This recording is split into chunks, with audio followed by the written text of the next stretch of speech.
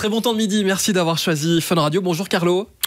Hello Thomas. On est à J-11 des élections du 9 juin et comme vous le savez, toute la semaine on reçoit les différents présidents ou représentants des grands partis francophones. C'est au tour de François De Smet de venir en studio. Bonjour. Bonjour.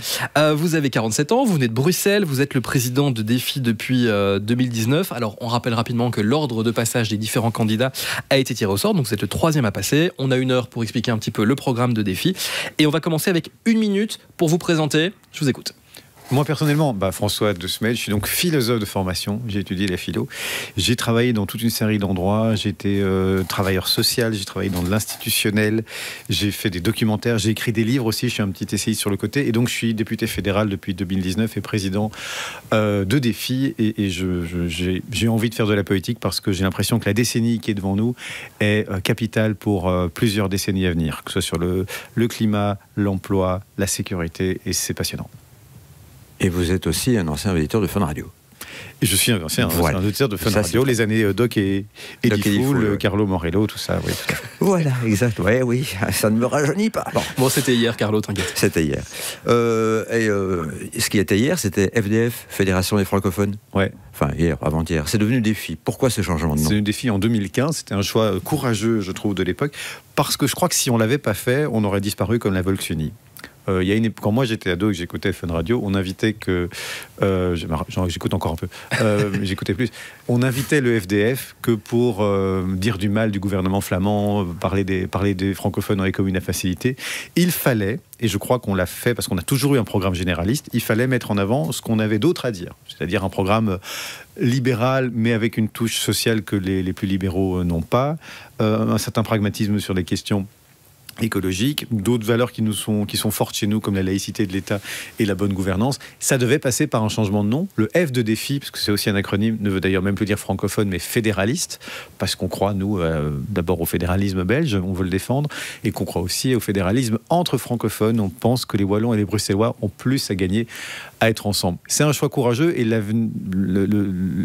événements ont montré que c'était le choix qu'il fallait faire pour, à mon avis, rester dans la course et continuer à apporter quelque chose de différent à la politique de ce pays, parce que c'est vrai, je ne peux pas le nier, qu'on est relativement inclassable. Est-ce qu'il n'y a pas un petit problème d'identité du coup? Parce qu'effectivement, avant, on vous apparentait au parti qui défendait les francophones de Bruxelles et de la périphérie.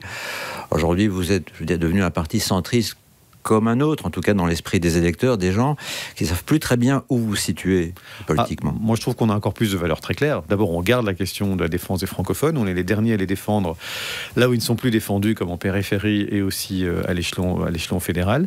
On est, je crois, identifié de manière assez nette sur la bonne gouvernance, parce qu'on fait nos preuves, notamment sur la transparence à Bruxelles, sur le décumul qu'on a réalisé. On a, je crois, marqué les esprits sur la laïcité de l'État et la neutralité, et sur le volet socio-économique. Je pense qu'on a l'identité qui se forge par nos résultats. Ça fait 10 ans qu'on gère l'emploi en région bruxelloise, ça fait 10 ans que le taux d'emploi a augmenté, 1% par an, ce sont des vrais résultats. Et surtout partout où nous gérons, que ce soit à la région ou dans nos communes, nous sommes reconnus comme simplement des bons gestionnaires, avec le souci du bien public. Donc la question d'identité, je ne peux pas nier qu'elle se pose, elle se pose pour tous les partis d'ailleurs, tous les partis font à un moment ou à un autre une crise existentielle, mais il me semble, moi, qu'on a plutôt bien pris le virage. On doit parfois peut-être mieux l'expliquer, se faire un peu plus souvent inviter à la radio notamment pour en parler, c'est clair. Par contre, il y a un truc qui me frappe depuis quelques années, c'est que de plus en plus de partis utilisent des appellations qui n'ont plus grand-chose à voir avec une idéologie politique. Donc Défi en soi, ça ne veut pas dire grand-chose. Ça veut dire qu'on défie les engagés, ça ne veut pas dire grand-chose non plus. Alors, moi, je trouve Voreux, ça veut dire en avant, mais ça ne signifie pas pour autant qu'on est socialiste. Donc, est-ce que ça marque, là je m'adresse peut-être un peu aux philosophes, la fin de l'idéologie politique? Alors, c'est vrai qu'il y a certains récents changements de nom qui résonnent comme des marques de produits à lessiver, c'est sûr. Exactement, c'est ce que je pense aussi, et je n'osais pas le dire. Mais sincèrement, soyons de bon compte, reconnaissez qu'il y a quand même plus de contenu dans Défi, qui est un acronyme assumé, démocrate, fédéraliste, indépendant, et je peux moi définir chacun des 3 mots, que dans engagés, par exemple, qui en effet... Je pourrais, moi, définir Défi en une phrase. Je pense que c'est pas possible pour les engagés. Je pourrais vous dire que Défi, alors, on est démocrate, ça paraît évident, on est fédéraliste pour les raisons que je viens d'indiquer, et on est indépendant, ce qui nous distingue des autres, parce qu'on est indépendant de tout lobby syndical, patronal, et qu'on l'a montré dans l'histoire du parti. Donc, votre constat est vrai, mais je trouve qu'il est un peu moins exact pour Défi, où il y a du contenu, même dans notre nom. Est-ce que le fait de prendre des noms de poudre à lessiver, c'est pas aussi une façon de chercher à se réconcilier le politique avec une population qui se méfie de plus en plus du politique, en se disant si on s'affiche trop ouvertement libéral, socialiste ou ceci ou cela, on va faire peur aux gens, alors qu'en s'appelant les engagés que sais-je, on va peut-être pouvoir les mettre plus facilement dans sa poche. Il y a le cardinal de Retz qui a cette formule magnifique, on ne sort de l'ambivalence qu'à son détriment. Ça, c'est terrible pour les politiques, parce que soit vous êtes dans une identité assez clivante, et vous choisissez de vous séparer de toute une série de la population, soit vous êtes au contraire dans la conciliation en disant je veux rassembler le plus possible et concilier les points de vue. Et tous les partis politiques sont dans le double discours par rapport à ça. Et l'électeur est lui-même contradictoire, reconnaissons-le. On nous demande à la fois d'être ferme sur nos principes, ferme sur nos valeurs, et quand on l'est un peu trop, on dit oui, mais non, mais vous n'êtes pas au-dessus du lot, nous on veut des politiques qui se rassemblent. La vérité, c'est que la démocratie, c'est la confrontation des idées. C'est d'accepter d'avoir des points de vue qui ne se ressemblent pas, et c'est en même temps, et c'est toute la complexité, pouvoir tendre la main à l'autre. Moi, je crois que ce qui fait un parti aujourd'hui, c'est de choisir les sujets sur lesquels il est ferme et il ne change pas d'avis toutes les 3 secondes. Nous, je peux citer les francophones, la laïcité d'État, la bonne gouvernance, et les sujets sur lesquels on admet, parce qu'on est en démocratie, qu'il faut mettre de l'eau dans son vin. Nous, typiquement, les questions socio-économiques, où on croit à l'économie de marché, mais on comprend bien que ça ne suffit pas à faire fonctionner le monde, et que sans régulation, notamment sociale, ça ne marche pas. Je crois que les partis doivent être au moins clairs là-dessus. Donc vous êtes le parti libéral-social, ce qui a fait en sorte que le FDF se soit séparé du MR. Clairement, du temps du MR, on était la gauche du MR, ça se voyait, je crois, et je crois qu'on est parti avec cette gauche, et il suffit de voir ce qui s'est passé ensuite. Le MR, Charles Michel, la NVA et maintenant M. Boucher, pour constater qu'objectivement, et c'est pas une critique, c'est leur droit, c'est un parti qui maintenant s'est fortement droitisé. Ils sont pas encore à l'extrême droite, mais ils sont dans le mouvement consistant à se dire toute l'Europe se droitise et donc nous devons prendre cette voie-là. Là, moi, psychologiquement, politiquement, philosophiquement, c'est pas possible à suivre. Mais on parlait justement du MR, c'est un peu dans l'air du temps. Aujourd'hui, les partis au discours radicaux se font plus facilement entendre que les partis, je veux dire, raisonnables, peut-être parce que les gens ont de plus en plus de mal à comprendre ce qu'est un véritable programme et fonctionnent plus sur base de slogans via Twitter, où effectivement les extrémistes ont plus facilement la possibilité de se faire entendre. Est-ce que le fait d'être un parti raisonnable n'est pas devenu un handicap et un inconvénient aujourd'hui ? C'est plus dur. C'est plus dur pour les partis qui se mettent au centre et c'est plus dur pour les partis qui ont un discours raisonnable. Il y a 2 choses. Il y a malheureusement une vraie demande de radicalité, en ce compris chez une certaine jeunesse. Et ça, c'est un peu effrayant, que ce soit vers les appétits d'extrême gauche, d'extrême droite ou même d'extrémisme religieux. Il y a une demande, il y a un marché de la radicalité en politique, réellement. Et ça concerne pas que les jeunes, mais une grande partie de ceux-là.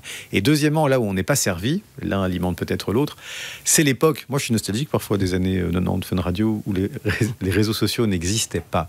Parce que ça développe des algorithmes et ça développe une forme de prête à penser qui sponsorise les pensées les plus radicales, qui leur donne une forme de prime. Et ça, c'est extrêmement flippant. Et c'est très dur de lutter contre ça, parce que la pensée peut être réduite en 140 caractères. Des partis comme le PTB et le Belang, par exemple, ont en commun d'utiliser des millions d'euros en sponsoring Facebook, parce qu'ils ont des messages extrêmement simples qui s'identifient fortement. Et là, c'est vrai, les partis plus au centre, ou qui essaient d'être dans la conciliation sur des sujets, par exemple, socio-économiques, rament, parce qu'il faut 3 fois plus de temps et 3 fois plus de pédagogie pour expliquer un point de vue qu'on pense être raisonnable. Et là, je trouve que c'est la bouteille à encre, parce que je ne sais pas comment ce récit va se terminer. Moi, je pense que la nuance a toujours une place en politique et je me bats pour ça. Mais est-ce que ça va être gagnant au bout du compte ? Honnêtement, je n'en sais rien. Mais il faut se battre pour le savoir. Mais pourquoi est-ce que, quand j'étais dans les années 90 justement, ou même avant, j'étais persuadé que l'avenir serait plutôt à gauche, dans le sens avec plus d'ouverture, plus de tolérance, et finalement je me suis complètement planté, parce que c'est le contraire qui se passe. Mais pourquoi est-ce que cette radicalité est devenue aussi prégnante, surtout une radicalité de droite, parce que l'extrême gauche, à part peut-être en francophonie belge, n'a plus beaucoup de succès dans le monde. Il y a un phénomène de balancier. Il y a le fait que vous pouvez avoir un phénomène de fatigue démocratique, c'est ça qui se passe à l'échelle du monde. La démocratie, au fond, dans son acception actuelle, où tout le monde peut voter, donc y compris les femmes, elle a 80 ans. C'est très court. Toutes les civilisations du monde ont cru que leur système était éternel. Pourquoi est-ce que nous, on aurait raison plus que les autres ? Il y a un vrai épuisement du modèle, et ça, c'est risqué, parce que ceux qui disent du mal de la démocratie ne se rendent pas compte qu'on a mis des siècles pour y arriver et que c'est un bien fragile et précieux. Et puis il y a un autre phénomène mondial qui est que le monde se rend compte de son propre chaos. C'est-à-dire que depuis la fin de la guerre froide, moi aussi je faisais partie des optimistes qui se disaient, pas forcément de gauche, mais que au fond, une alliance entre la démocratie, le marché, le bien-être allait faire en sorte que à la Francis Fukuyama, que tout ça se calme. C'est ça, la fin de l'histoire. La fin de l'histoire et le dernier homme. Et finalement, le chaos du monde, c'est-à-dire que tout devient un rapport de force. Il y a les Chinois, il y a les Russes, il y a les Américains, il y a que tout le monde est dans se met au contraire à penser de manière protectionniste. Et que les Européens eux-mêmes, qui longtemps se sont pensés être la grande Suisse qui pouvait profiter du libre marché du reste du monde, se rendent compte que, ah ben zut, si un président russe décide de couper le gaz, on n'a plus de gaz. Et il y a le retour de la guerre en Europe, et on est complètement démunis, parce que si les Américains décident de ne pas intervenir, si M. Poutine demain décide de s'offrir les États baltes, on ne sait pas réagir. On se rend compte de notre hyper-dépendance. Et là, sur le bilan actuel de la législature européenne, c'est ça l'enjeu. C'est de savoir comment est-ce que l'Europe redevient un peu plus avec son destin en main, qu'on ait un continent qui soit capable de fabriquer lui-même des masques quand il y a une pandémie, des médicaments, si possible de se défendre lui-même si besoin est, et d'avoir sa propre énergie. Et ça, c'est un réveil un peu brutal. Et on sort, je crois, de plusieurs dizaines d'années d'une certaine indolence. Mais à propos de l'Europe, justement, quel est son avenir à partir du moment où l'extrême droite se développe un peu partout? Et je pense que le groupe représenté par l'extrême droite pourrait être aussi puissant que le PPE, donc le Parti populaire européen, en gros le centre-droit. Qu'est-ce que ça pourrait donner une Europe avec une extrême droite aussi puissante après les élections du 9 juin? Ça va donner sans doute une paralysie du Parlement européen, qui est déjà pas l'institution la plus foudre de guerre en termes de pouvoir extraordinaire, puisque elle fait partie d'un consortium entre le Parlement, le Conseil, la Commission, etc., etc. Ça va donner, puisqu'il y a déjà l'Italie, la Hongrie et quelques autres, un poids à l'extrême droite dans la gouvernance européenne qui va pas être simple. Sans doute que ça va renforcer l'idée qu'il faut un protectionnisme européen plus renforcé, mais ça va surtout, à mon avis, freiner le développement européen dans ce qu'il a de positif, à savoir l'harmonisation possible de la fiscalité, des normes sociales, de la défense. Et donc, moi, je crois que le projet européen va simplement s'enrayer pendant un moment, jusqu'à ce qu'on ait autour de la table un nombre suffisant de gouvernements qui ont envie de le faire avancer. Vous disiez que la démocratie n'était pas un bien acquis pour toujours, puisque rien ne dure éternellement. Est-ce que l'Europe, telle qu'elle existe aujourd'hui, pourrait disparaître, pourrait s'émietter? Est-ce que l'Europe des nations peut ressurgir? Vous m'auriez posé la question il y a 10 ans, je crois que personne n'imaginait qu'un membre pouvait partir de l'Europe. La Grande-Bretagne l'a fait de manière compliquée, tortueuse, difficile. Il y a quand même plus de pays qui veulent y rentrer. Oui, ça reste. Alors, l'Europe reste un marché de 500 millions de consommateurs en paix, ce qui est quand même assez unique. On ne mesure jamais les bienfaits du verre à moitié plein, mais tout de même, il y a la paix entre les États membres européens, il y a un niveau de vie, il y a des facilités, il y a nos étudiants qui peuvent apprendre des langues, voyager d'un bout à l'autre, faire des Erasmus. Il y a quand même des choses extrêmement positives, mais jamais le côté positif ne semble suffisant pour que les gens se rendent compte de la fragilité du modèle. Donc à nous de montrer une Europe qui n'est pas juste technocratique, mais il y a des chantiers. L'énergie, c'est un chantier formidable. L'Europe est née sur l'énergie, le marché du charbon et de l'acier, et puis de l'atome. Là, il faudrait une Europe du renouvelable pour reconnecter à la fois, c'est en train de se faire, mais c'est laborieux, l'énergie solaire qu'on peut capter en Espagne, l'énergie hydraulique et venteuse qu'on peut capter dans le Nord, ajouter du nucléaire, parce que moi je suis pour l'alliage entre le renouvelable et le nucléaire, parce que je crois que c'est malheureusement surréaliste de dire qu'on peut échapper à cette alliance. La fusion nucléaire quand même. Pardon ? Vivement la fusion nucléaire. Oui, bon, je pense qu'on y arrivera. C'est ce que je dis parfois à mes amis écologistes. N'oublie jamais que le Soleil n'est jamais qu'un gros réacteur nucléaire. À ce moment-là, je les perds. Parce que là, ça bouleverse un peu leur système de pensée. Mais c'est vrai. C'est vrai, le Soleil n'est jamais qu'un immense réacteur nucléaire. Nous avons besoin d'un combi entre l'énergie renouvelable et l'énergie pilotable qu'est le nucléaire, si on veut se séparer du gaz, du pétrole et du fossile. Et si on peut le faire au niveau européen, ça ira plus vite et c'est encore mieux. Ça, c'est un beau chantier. La défense, je ne suis pas un va-t-en-guerre, mais c'est un beau chantier aussi. On ne pourra pas s'en sortir. C'est indispensable aussi. Oui, et la Belgique doit faire. Trump devient président des États-Unis. Exact. Et la Belgique doit faire son effort en remontant à 2% des dépenses militaires de son PIB, puisque c'est la norme que l'OTAN nous impose. On doit le faire. Ça ne m'amuse pas, mais civis pacem parabellum, si tu veux la paix. Prépare la guerre. Voilà. Moi, j'ai fait 6 ans de latin, donc on a encore un petit peu le temps. On a encore un petit peu de temps, encore 2 minutes. Parce que justement, je veux rebondir, vous parliez de blocage du fonctionnement de l'Europe. Il y a un autre blocage en perspective, mais cette fois-ci en Belgique, et plus précisément à Bruxelles, et là, évidemment, ça va rejoindre un petit peu vos préoccupations majeures, le blocage à Bruxelles par la Flandre, en fait par la N-VA et le Vlaams Belang, s'ils deviennent le groupe majoritaire flamand à Bruxelles. Qu'est-ce qui est en jeu ? Alors, si ça arrive, on sera dans une crise institutionnelle rare.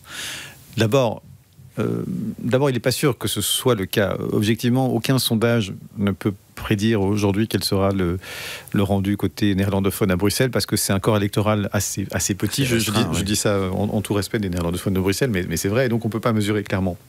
Mais le risque existe. Le Belang, ça c'est clair, absolument personne ne veut gouverner avec eux. La N-VA, un certain nombre de partis accepteraient de gouverner avec eux. Nous pas, pour une raison simple, c'est je n'arrive pas à imaginer la N-VA arriver à faire fonctionner correctement Bruxelles, qu'ils détestent, qu'ils honnissent et dont ils veulent la disparition comme région. Et même si moi je n'assimile pas la N-VA et le Belang, je sais bien que c'est pas la même chose, je suis désolé de dire que à la N-VA, même si vous avez aussi des libéraux, des conservateurs, vous avez aussi des flamingants, des gens qui seraient tout à fait à l'aise au Belang, qui sont vraiment dans l'échange sur ce qu'il y a de plus raciste et xénophobe avec le Belang. Ça peut être Franken éventuellement. Par exemple, et on les voit applaudir régulièrement ensemble au Parlement fédéral, et je vous assure que ça fout plutôt la chair de poule qu'autre chose. Et donc moi je ne pense pas qu'il est possible de construire un accord communautaire avec la N-VA, et je ne pense pas qu'il est possible d'avoir une région bruxelloise qui fonctionne avec la N-VA. Il faudra donc trouver des astuces peut-être institutionnelles pour arriver à fonctionner quand même. Le président de Défi, François De Smet, est avec nous sur Fun Radio. On revient dans un petit instant. On est toujours avec vous sur Fun Radio dans cette semaine spéciale élection avec François De Smet aujourd'hui qui est le président de Défi. Carlo, je te donne la main. Ouais, on revient, j'aimerais bien revenir sur les possibilités d'un blocage des institutions bruxelloises. On avait déjà un petit peu abordé le sujet, mais qu'est-ce qui risque concrètement de se passer après les élections du 9 juin à Bruxelles ? Alors, ce qui risque de se passer, c'est que si la N-VA est incontournable, parce qu'elle peut gagner les élections sans être incontournable, elle nous fasse un petit chantage au fonctionnement. Et là, il faudra voir d'abord qui seront les partis francophones gagnants du scrutin. Bon, alors, si nous on est invités, on donnera évidemment notre avis et on fera en sorte que la région puisse continuer à fonctionner. Et là, pour être honnête, il y a une série de conciliabules juridiques au sein de différents partis de manière interne qui sont en train de se pencher sur la question.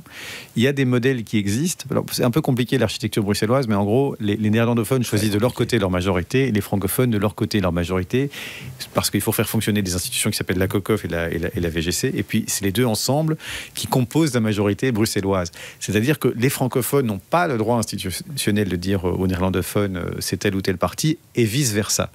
Et donc, on pourrait se retrouver des francophones pourraient se retrouver sans qu'ils l'aient choisi avec la N-VA, si la N-VA du reste arrive à s'entendre avec au moins un autre partenaire, parce que j'ai du mal à imaginer qu'elle remporte toute seule une majorité absolue. Faut quand même pas imaginer que les Flamands de Bruxelles sont si fans de la N-VA. Ils votent plutôt a priori Groen ou d'autres couleurs. Les Bruxellois n'auraient pas intérêt à voter pour un parti, démocratique flamand. Alors, beaucoup de partis... Pour faire barrage, justement. Beaucoup de partis flamands utilisent, notamment des petits partis utilisent cet argument pour essayer de capter des votes francophones.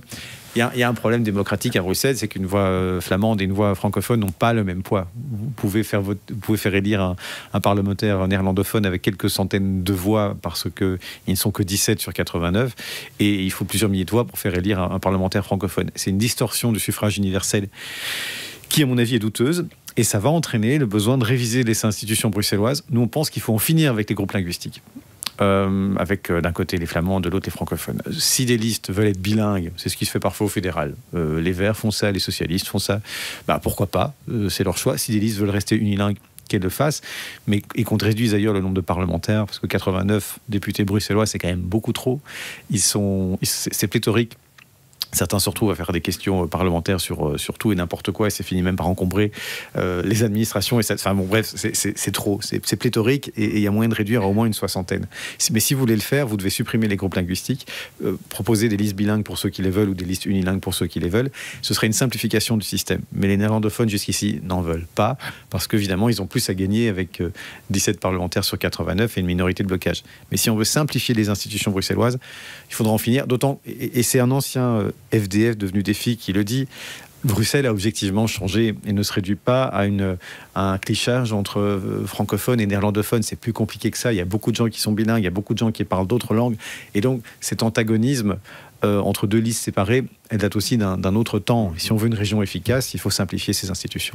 Un petit mot quand même sur le fédéral. Est-ce que vous pensez que vous pourriez faire partie d'une majorité de la prochaine coalition? Ah, c'est pas exclu. Nous avons aujourd'hui 2 sièges. On a un très bon candidat à Bruxelles, en 3e, le juge Michel Claes. Il n'est pas exclu qu'on obtienne 1, 2, 3 sièges dans d'autres régions en Wallonie.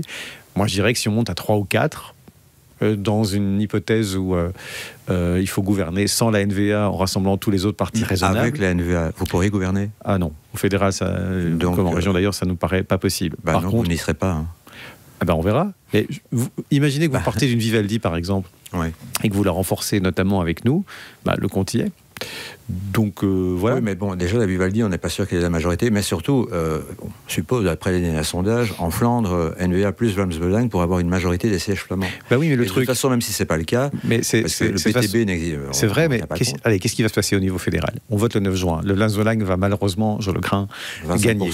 Elle va faire pression sur la NVA. La NVA va faire semblant de négocier avec le Belang quelques semaines, puis la NVA va aller vers les autres partis flamands en disant écoutez, je ne vais pas avec le Belang, mais vous allez avec moi au fédéral et nous imposons aux francophones un certain nombre de réformes.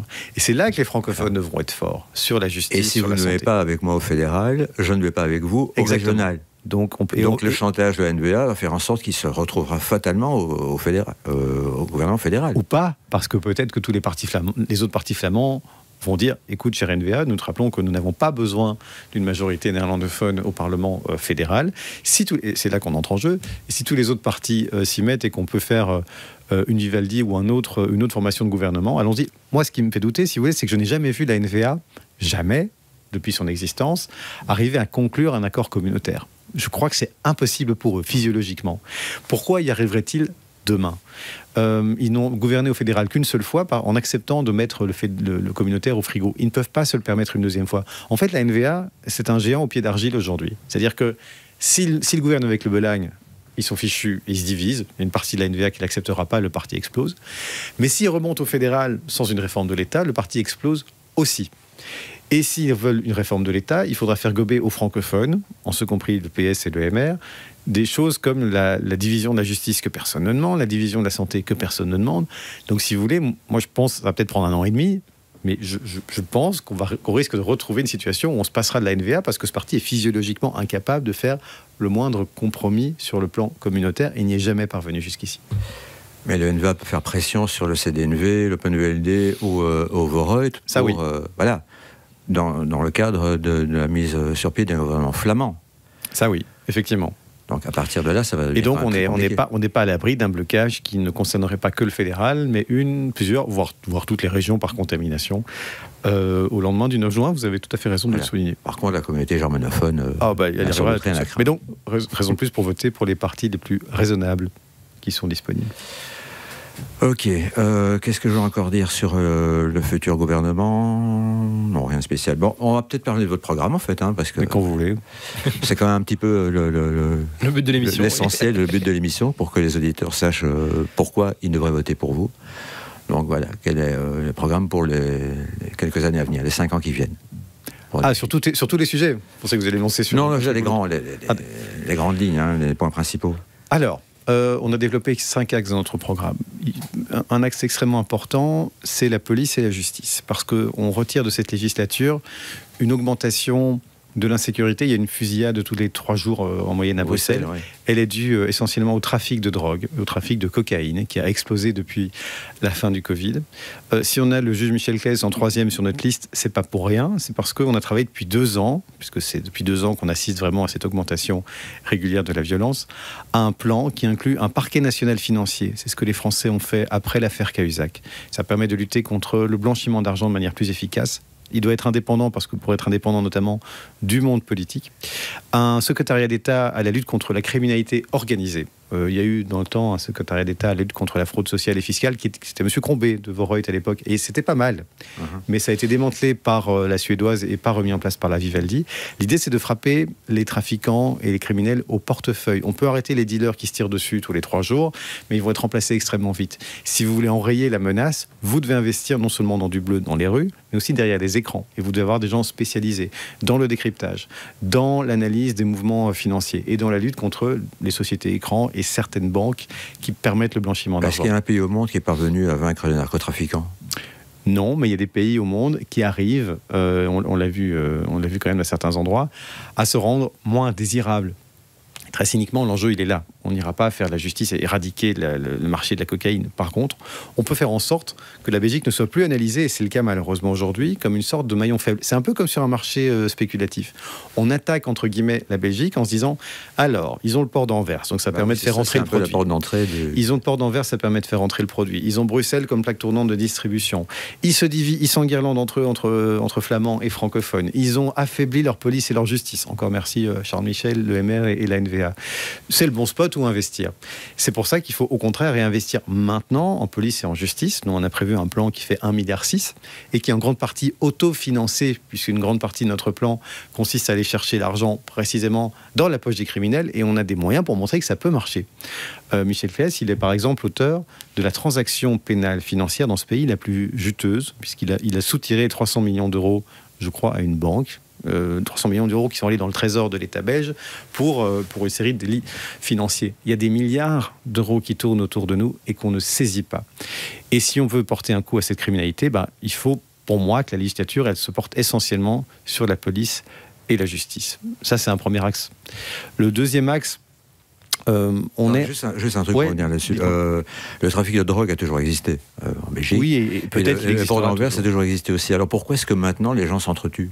Qu'est-ce qui a changé par rapport à il y a 10 ans ? Alors ça, c'est une bonne question, et je crois qu'il faudra que les historiens et les sociologues se l'approprient, parce que le gramme de coke n'a pas varié de prix. Alors qu'il y a une explosion de l'offre, ça veut dire qu'il y a une explosion de la demande aussi. Si les deux facteurs sont stables, c'est que le prix est stable.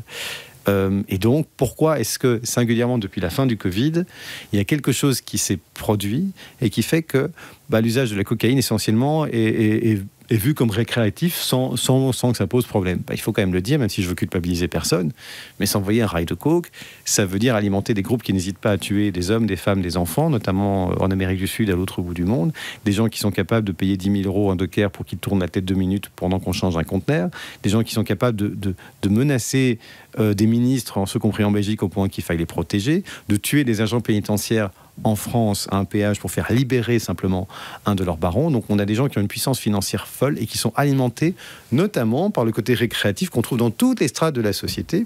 Ça va des toxicos que vous trouvez à la gare du Midi jusqu'à sans doute des très hauts cadres qui ont besoin de leur rail pour tenir. Et ça, il y a vraiment un problème. Nous, on pense qu'il faut choisir son combat. C'est pour ça qu'on plaide par ailleurs. On veut garder la lutte très forte contre la cocaïne, mais on est d'accord de légaliser le cannabis via des marchés contrôlé par l'État lui-même. L'État en tirerait des bénéfices et l'État investirait ces bénéfices dans la lutte contre les narcotrafiquants. En plus, ça assécherait immédiatement toute une série de marchés qui vivent grâce à l'exploitation du cannabis. Mais est-ce qu'on ne pourrait pas faire la même chose à ce moment-là avec l'héroïne ? Non, je pense pas. D'abord, il y a quand même une vraie différence. Alors, parce que là aussi, je n'encourage pas spécialement à prendre du cannabis, qui n'est pas super bon pour la santé. Les toxicomanes auraient accès gratuitement à des seringues stérilisées et à l'héro, et on assécherait le marché de manière à ce que les jeunes ne puissent plus avoir accès à l'héro. Oui, je peux comprendre le raisonnement, mais et il n'y aurait plus d'agression. J'ai du mal à m'imaginer qu'on légalise l'héroïne ou la cocaïne, qui clairement sont des drogues qui font de vous des zombies humains, alors que le cannabis n'est tout de même pas tout à fait dans la même catégorie, même si je ne recommande pas spécialement la consommation. Ok, d'accord. J'avais encore une question par rapport à ça. Mais ah oui, l'hyperviolence, parce que c'est une expression fort à la mode en France pour le moment, et qui touche maintenant à peu près tous les milieux, et pas seulement pour des questions de drogue. En quoi est-ce que la société a évolué de manière à devenir aussi violente qu'elle l'est aujourd'hui ? Et est-ce qu'elle est plus ou moins en Belgique que par rapport aux pays voisins ? Il y a une chose qui est plus violente, c'est le fait que d'assister à des fusillades aussi régulières à Bruxelles, et dans les grandes villes d'ailleurs, et qui nous expose tout de même au fait qu'un jour, malheureusement, une balle perdue risque de blesser. Ça a arrivé il y a quelques jours à Bruxelles d'ailleurs. Oui, quand donc une balle est passée à travers des innocents vont finir par en payer le prix. Le paradoxe, c'est qu'à côté de ça, selon d'autres indicateurs, le reste de la criminalité baisse. Et donc, c'est parce que nous sommes dans une guerre de territoire entre des dealers, des narcotrafiquants qui sont impitoyables entre eux, qu'il y a une augmentation forte de la violence. Mais paradoxalement, alors est-ce que c'est aussi parce qu'on la détecte mieux ? On a quand même fait des progrès sur la détection et la prise en charge des violences envers les femmes, par exemple. paradoxalement, il y a une série d'autres méfaits, il faut quand même le dire, qui baissent. Les deux grandes menaces en termes de violence, c'est le narcotrafic et c'est le terrorisme, qu'on ferait bien de ne pas enterrer tout de suite, notamment parce qu'une série de détenus, d'anciens détenus, de membres de Daesh sont en train de sortir de prison, que je sais, moi, pour en avoir discuté avec eux, que la sûreté de l'État n'a pas les moyens de tous les suivre, et qu'on sait malheureusement qu'il y a là aussi un mouvement de balancier, et que tôt ou tard, il y aura un risque de re-radicalisation et de repassage à l'acte. Donc il faut absolument surveiller ces deux menaces qui sont en plus directement létales pour le vivre ensemble. Parler de balancier, de mouvements cycliques, est-ce que l'Europe peut en revenir, et notamment la Belgique, à la situation des années 30-40 du siècle dernier? Qu'est-ce qui se passait dans les années 30-40 La dictature, le nazisme, le fascisme, le communisme. Malheureusement, c'était le début de notre conversation. Il y a une telle appétence pour une forme de radicalité. Parce que je sais qu'il y a sur certains sondages, les jeunes, de nombreux jeunes, peut-être même une majorité de jeunes, sont en faveur d'un pouvoir, pas dictatorial, mais fort. C'est-à-dire que le multipartisme semble quand même montrer ses limites en termes d'efficacité. Et donc il y a un tas de gens qui aimeraient bien que le pouvoir soit concentré entre les mains d'un seul groupe, d'un seul parti ou d'un seul homme, de manière à être plus efficace. Et ça ne va pas forcément être un Staline, évidemment. Mais est-ce qu'il n'y a pas justement ce risque de se retrouver avec des gens qui aimeraient appliquer un pouvoir totalitaire à la Poutine? Bien évidemment. Mais chez nous? Bien évidemment. Alors, il se trouve qu'il y a tout de même, dans les démocraties les plus abouties, beaucoup de contre-pouvoirs. Cette appétence, elle existe. Elle se base sur l'oubli de l'histoire. Je crois que la Seconde Guerre mondiale nous a vaccinés longtemps contre les régimes autoritaires et que, simplement, des générations pour qui ça devient aussi vieux que les guerres napoléoniennes, ouais. Et pour qui la singularité d'un événement comme la Shoah, même, est en train de se diluer dans le temps, et les témoins qui disparaissent. Et maintenant qu'on a des régimes d'extrême droite, mais sans le pire du pire, c'est-à-dire que vous avez maintenant des gouvernements d'extrême droite, mais qui n'ouvrent plus de camps de concentration, évidemment. Non, Joja Meloni, c'est pas Hitler. Mais oui, mais Mussolini plutôt. Parce que l'époque a changé, donc il y a moyen aujourd'hui d'être extrême droite sans faire de camps de concentration, mais tout en réprimant très fortement les migrants. Il y a une forme d'acceptation qui se fait. Donc il y a une forme d'oubli. Il y a quand même l'exemple de Trump est intéressant. Trump est arrivé et était quand même contrecarré pendant toute sa présidence par les institutions américaines.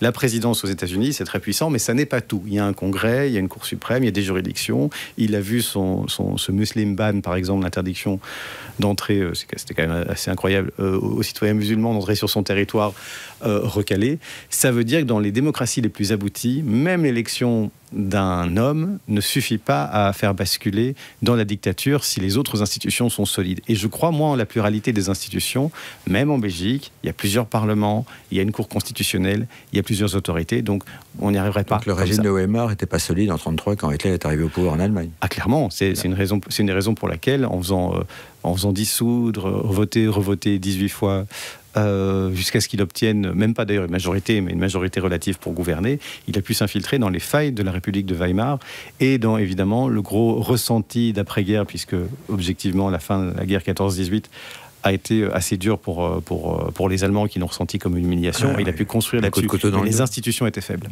On continue à en parler dans un petit instant. On marque une courte pause. On est avec François De Smet, président de Défi. Très bon temps de midi, merci d'avoir choisi Fun Radio. On est toujours dans nos émissions spéciales politiques, à quelques jours des élections du 9 juin. Carlo est toujours là. Eh oui. Et le président de Défi, François De Smet aussi. On va encore un petit peu parler de philosophie. Avec plaisir. Des risques de guerre en Europe, la montée de l'extrême droite. Est-ce que, d'une certaine manière, l'être humain a besoin de faire la guerre et il n'a pas fait la guerre depuis trop longtemps chez nous? Et du coup, c'est comme si on voulait absolument rentrer dans l'air de l'autre. Ah, c'est terrible comme question, mais je me la pose moi-même régulièrement. C'est comme si les gens en avaient marre de la paix. Ouais. C'est affreux à dire.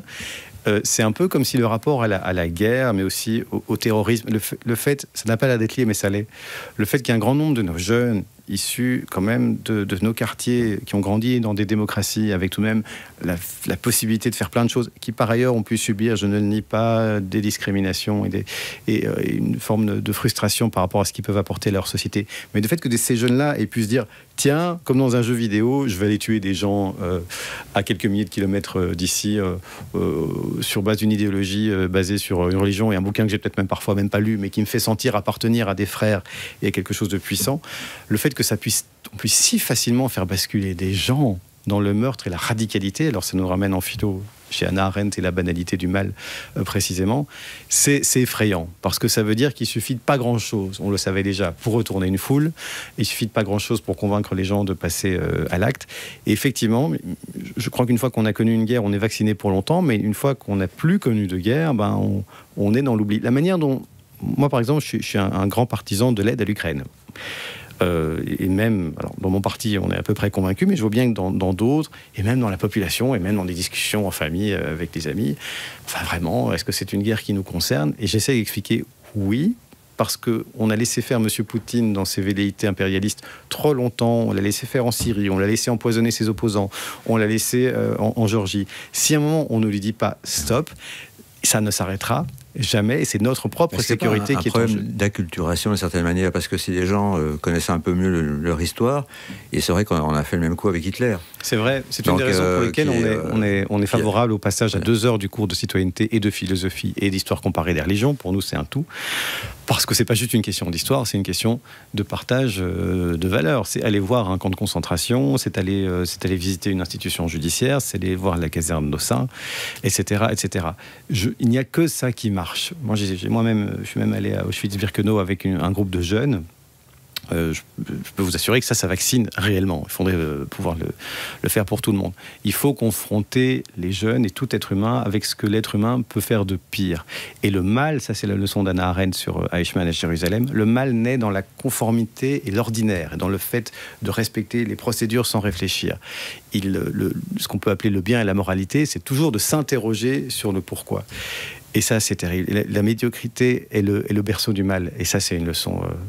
C'est une leçon terrible. Justement, la médiocrité ou l'acculturation. Ou l'acculturation. À partir du moment où on se renseigne sur les réseaux sociaux, où on se contente de regarder des vidéos qui font 30 secondes maximum, et après on change. On ne compare pas les sources d'information, on ne lit plus des journaux, on préfère des titres... et ça, évidemment, ça fait les choux gras des extrêmes. Effectivement, et ça nous amène vers un monde incertain et un peu dangereux, réellement. Et raison pour laquelle j'espère que de plus en plus de gens vont aussi s'investir en politique.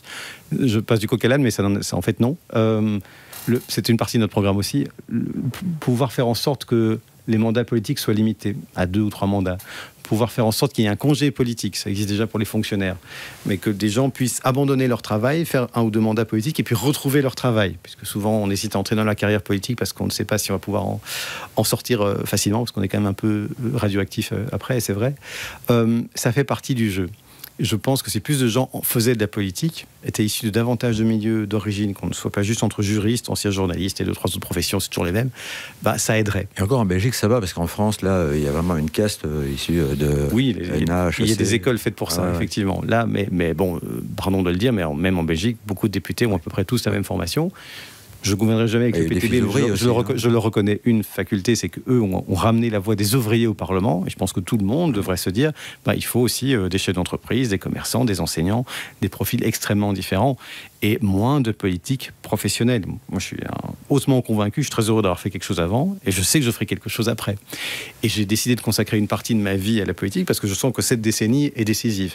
Mais je sais que je ne pourrai pas y passer toute ma vie, parce qu'il y a un moment où je n'y apporterai plus rien, parce que je serai moi-même vraiment décisif pour les décennies à venir. Vous avez commencé comme ça, oui. Mais concrètement, ça veut dire quoi? En quoi est-ce que cette décennie, les 10 ans qui viennent, sont décisifs? Sur la géopolitique, je crois que ça me paraît clair. Voilà. Il suffit de voir ce que la Russie a fait avec l'Ukraine, ce qui se passe au Proche-Orient, ce qui s'est passé au Moyen-Orient dernièrement. Sur le climat, on sait tous que ce sont les décisions que nous prenons maintenant qui vont hypothéquer ou pas la possibilité d'échapper aux 2 degrés de réchauffement. Enfin, ça, on le dit depuis la première COP, donc au début des années 90. Ouais, pas tellement. Moi, je pense, j'ai l'impression qu'il y a un tournant au détour des années 2020, parce qu'avant ça, alors les écologistes, je leur laisse ça, même si on n'a pas les mêmes solutions, avaient le monopole du diagnostic et étaient peu écoutés. Et depuis les années 2020, tout le monde, y compris en Belgique, je pense aux inondations de 2021 par exemple, peut ressentir concrètement les effets du dérèglement climatique. Ça, je vous assure que c'est un game changer. Oui, dans les fourrons, il y a quelques jours par exemple. Ouais. Encore, oui, mais si c'est... Les fourrons, ça vous parle, ça aussi? Oui, ça nous parle, mais je souhaite bon courage aux habitants des fourrons, qu'ils soient francophones. Non, mais je faisais allusion aux problèmes communautaires. Francophones ou néerlandophones. Et donc, oui, il y a une prise de conscience, mais la difficulté du politique sur le climat, c'est que tout le monde sait qu'on doit limiter absolument les émissions de gaz, mais dès qu'on s'amène avec des solutions, les gens tiennent beaucoup à leur bagnole, les gens tiennent beaucoup à leurs habitudes, les gens tiennent beaucoup à leur confort de vie. Et donc, ça veut dire qu'il faut investir dans les solutions qui permettent d'emporter et de garder l'adhésion. Si vous voulez priver les gens de leur voiture, vous leur offrez un métro ou des transports en commun ou des trains qui vont à l'heure, au lieu de leur offrir des gares à 300 millions qui ne feront rien d'autre que survivre à leur créateur, parce qu'il a été ministre-président de la région Wallonne, par exemple. Vous devez investir dans l'alternative toujours avant la contrainte, sinon vous perdez la population, même dans le combat climatique. Ça, c'est la grande leçon des années Good Move et autres. C'est pour ça aussi que je suis pro-nucléaire. Je ne vois pas, moi, comment on pouvait sortir du charbon, du gaz et du pétrole, juste avec de l'éolien et du solaire, puisqu'il n'y a rien à faire, même si vous tapissez toute la Belgique de panneaux solaires et tout l'océan, toute la mer du Nord d'éoliennes, quand il n'y a pas de vent, il n'y a pas de vent, quand il fait nuit, il fait nuit. Si vous n'avez pas une énergie pilotable à côté, ça veut dire que vous devez vous reposer soit sur des centrales au gaz qui vont polluer, soit sur l'étranger, c'est-à-dire de l'énergie au gaz ou nucléaire ou que sais-je. De Russie, par exemple, c'est bien. Mais bien sûr, qui va réduire notre indépendance. Les Allemands, de manière suicidaire, sont privés de l'entièreté de leur nucléaire et ont ouvert des centrales au charbon qui tuent des gens à cause des particules fines. Donc c'est quand même le monde à l'envers. Oui, ils le regrettent aujourd'hui, évidemment. On parlait d'acculturation, un petit mot de la cancel culture et du wokisme aussi, parce que je crois que les années qui viennent sont peut-être aussi importantes du point de vue des idées et de la manière dont les jeunes perçoivent le monde, se perçoivent eux-mêmes. Qu'est-ce que vous en pensez de ce phénomène, de cette nouvelle gauche wokiste et cette nouvelle philosophie aussi? Elle m'effraie un peu dans l'idée de revisiter, de censurer des événements ou des œuvres, qu'on puisse changer, modifier des œuvres existantes sans l'accord de leur auteur. Alors, je n'arrive pas à l'accepter, quel que soit le caractère choquant de l'œuvre. Qu'on mette tous les bandeaux du monde dessus, il n'y a pas de souci. Prenez Tintin au Congo. Je trouve absurde de vouloir... C'est comme ça que ça a commencé. Bien sûr, mais c'est plutôt Tintin au pays d'Alzheimer, parce que moi je crois qu'une société se bâtit sur la découverte des stéréotypes qui l'ont fait fonctionner. Il n'y a pas de doute que Tintin au Congo est une bande dessinée remplie de préjugés, stéréotypes et racistes. Ok, mais c'est le fruit d'une époque. Hergé n'était pas ni plus ni moins raciste que l'ensemble de la société autour de lui. Donc il faut continuer à lire Tintin au Congo, mettre un bandeau explicatif dessus. Voilà. De la même manière, moi, je ne pense pas qu'il faille démanteler toutes les statues coloniales de l'espace public. Mais par contre, en face de la statue de Léopold II, vous pourriez avoir un monument aux victimes du colonialisme et de l'esclavagisme. Voyons plutôt, ajoutons ce qui manque, plutôt que de vouloir... J'aime pas le côté effacé. Moi, j'ai envie de me dire que si je me balade demain rue des Colonies à Bruxelles, avec mon petit garçon et qui me demande ce que c'est qu'une colonie, je puisse lui dire, écoute, ici, tout le quartier a été construit notamment avec de l'argent des colonies. Il faut garder la mémoire, en fait, même de ce qui est le plus désagréable. On peut ajouter, corriger, expliciter, mais pas effacer. Et le côté j'efface et donc je suis un Alzheimer des valeurs, ça me fait un peu peur. Au contraire, gardons même ce qui est le plus préoccupant, mais complétons et expliquons. On efface et puis on mélange tout aussi, parce que j'ai vu une version de la BBC des Misérables de Victor Hugo, Javert était noir. Donc le chef de la police parisienne en 1830 était d'origine africaine. Le méchant Thénardier était black aussi, et donc ses enfants, éponymes Azelma et Gavroche, sont métis. Pourquoi? Pourquoi une reine d'Angleterre d'origine africaine? C'est quoi le but? Je ne sais pas. Je ne sais pas. Alors attention, il y a des vrais soucis de discrimination et de manque d'inclusivité dans l'emploi, dans l'accès au logement, dans beaucoup de choses. Et en art, tout est possible. Donc on peut aussi tenter des trucs. Mais je pense qu'en effet, il y a des limites au wokisme. J'aime pas non plus ceux qui, comme le MR, utilisent l'anti-wokisme pour masquer un certain conservatisme. Donc là encore, c'est compliqué faire partie des plus raisonnables de la bande. Mais il y a un enjeu identitaire. Et moi, je tiendrai cette ligne, à savoir expliciter, ajouter, oui.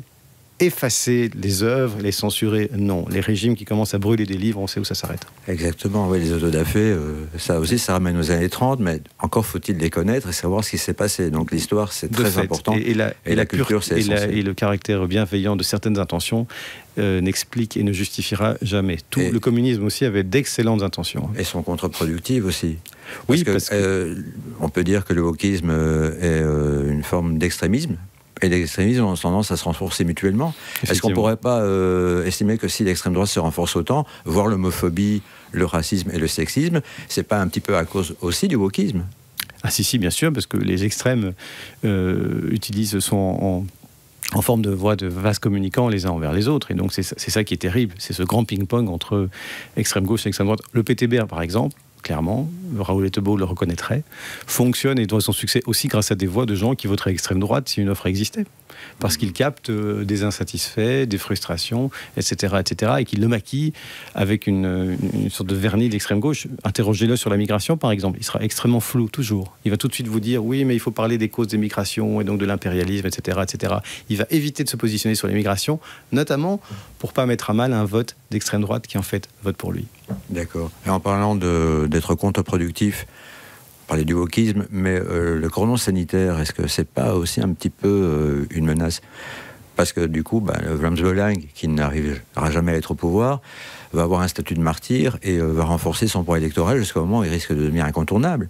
C'est vrai, mais c'est vraiment une question de valeur. Est-ce que vraiment on peut se regarder dans une glace et dire je vais gouverner avec le Vlaams Belang, même s'il a gagné, même s'il fait 30 voire 40% des voix? Je n'ai pas de solution. Je n'ai pas de solution simple. C'est l'ambivalence et le dilemme démocratique depuis à peu près le début. Pour nous, je sais juste que c'est pas possible. J'ai dit, les partis comme le Vlaams Belang ont tendance à se banaliser en Europe, puisque on va dire que le MR, d'une certaine manière, il ressemble de plus en plus. Quand on a entendu le discours de Georges-Louis Boucher sur le fait de renvoyer chez eux les délinquants étrangers, ou même de supprimer la nationalité belge aux binationaux pour pouvoir les renvoyer chez eux. Donc ça veut dire qu'un discours comme celui du Vlaams Belang se banalise, et à partir du moment où il est banalisé, il n'y a plus aucune raison d'avoir un cordon sanitaire. Oui, c'est exact, si ce n'est que vous pouvez vous dire comme parti... Enfin, le cordon sanitaire à deux niveaux. Il y a le cordon sanitaire médiatique. Même vous, je crois, vous n'allez pas inviter chez nous ou des partis d'extrême droite dans vos tours de président de parti.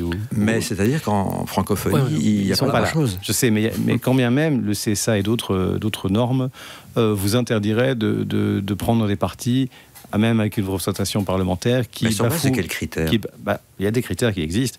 Est-ce qu'on bafoue ouvertement la Convention européenne des droits de l'homme, les valeurs... Alors, il y a des trucs ambivalents. C'est que l'extrême droite, d'un côté, organisée, style Belang, adoucit un petit peu son discours de manière à le rendre plus lisse, ou faire en sorte que ce soit plutôt dans les conversations privées que le pire soit dit. Et d'un autre côté, vous avez la droite démocratique qui, elle, se radicalise, en effet, avec le MR et les sorties de Boucher. Chaque fois que j'entends des trucs pareils, je me dis qu'on est très heureux de ne plus être au MR. Parce qu'il y a quand même la manière... Moi, j'ai pas de souci à ce que un détenu étranger qui a purgé sa peine et qui n'a plus le droit d'être sur le territoire soit expulsé. Il n'y a pas de souci. Mais se dire que dès qu'on a un étranger dans une prison, il doit purger sa peine ailleurs, et sous-entend dans le discours qu'il y a quand même une corrélation forte entre le caractère étranger de quelqu'un et le fait qu'il soit criminel, ça va pas. Ça charrie quand même quelque chose d'extrêmement inconfortable et que je trouve pas net d'un point de vue libéral. Alors avant de se quitter, François De Smet, petit questionnaire rapide, on a 1 minute, je compte sur vous pour vraiment répondre du tac au tac, et attention, vous n'avez droit qu'à un seul joker. Ok, c'est vous qui... C'est moi qui pose. Vous êtes prêts? Oui. Let's go. Vous êtes philosophe. Votre philosophe préféré? Hannah Arendt. La personnalité non politique que vous rêveriez de voir sur vos listes? Tataillet, ça marcherait bien. Est-ce que la Belgique a un poids face à Poutine? Toute seule non, mais elle a un puissant réseau diplomatique et avec l'Europe, elle peut avoir un poids conséquent. Le parking à 5 € de l'heure dans certaines rues à Bruxelles, c'est une bonne ou une mauvaise idée? Ça pourrait le devenir si on ajoutait 2 lignes de métro et un peu plus de transport en commun. Est-ce qu'on risque de connaître une nouvelle guerre mondiale dans les 25 prochaines années? Malheureusement, oui, même s'il sera peut-être beaucoup plus cyber qu'on ne le pense. La personnalité politique que vous voudriez envoyer dans l'espace pour en être débarrassé? Je souhaite envoyer pas forcément belge. Pas forcément belge. Ah, Monsieur Poutine. Ouais. Si Donald Trump est réélu président des États-Unis le 5 novembre, c'est une bonne ou une mauvaise chose? C'est une très mauvaise chose, sauf peut-être pour un point, c'est que ça va forcer les Européens à accélérer sur leur défense commune. Vous pourriez l'envoyer rejoindre Poutine dans l'espace. Effectivement, ils auraient des choses à dire. Et vous êtes plutôt croissant ou pain au chocolat? Pas au chocolat. Eh ben voilà, on est bon. Mais on dit cook, hein. Oui, c'est vrai qu'on dit cook. Merci beaucoup. Merci à vous. Merci beaucoup, François De Smet. Fun Radio. Enjoy the music.